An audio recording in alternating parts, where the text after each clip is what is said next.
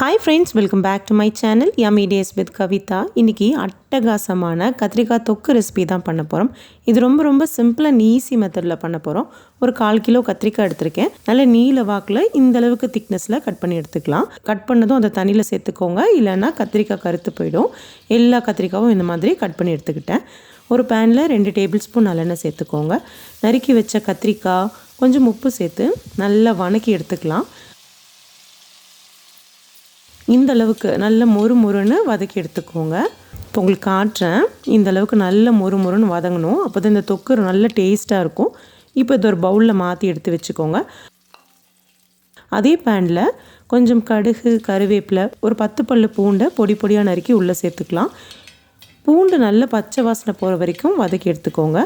ஒரு பெரிய வெங்காயத்தை நல்ல பொடி பொடியாக நறுக்கி உப்பு சேர்த்து அதையும் நல்லா வதக்கிக்கோங்க.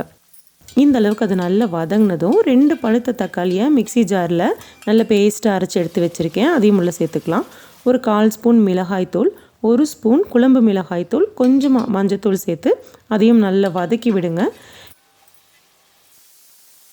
நல்லா எண்ணெய் பிரிஞ்சு வரணும். அந்த அளவுக்கு நல்லா வதக்கினதுக்கப்புறம் 2 ஸ்பூன் புளி பேஸ்ட்டு சேர்த்துருக்கேன். உங்ககிட்ட புளி பேஸ்ட்டு இல்லை அப்படின்னா பெரிய நெல்லிக்காய் அளவு புளியை தண்ணியில் கரைச்சி அந்த தண்ணியை உள்ளே சேர்த்துக்கோங்க.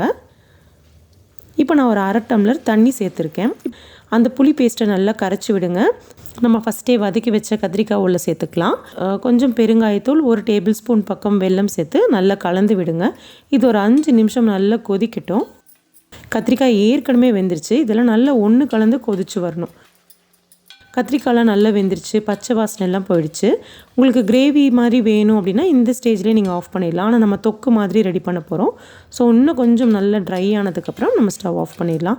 ரொம்ப டேஸ்டியான அட்டகாசமான கத்திரிக்காய் தொக்கு ரெடி ஆயிடுச்சு. கண்டிப்பாக ட்ரை பண்ணி பாருங்கள். தேங்க்யூ.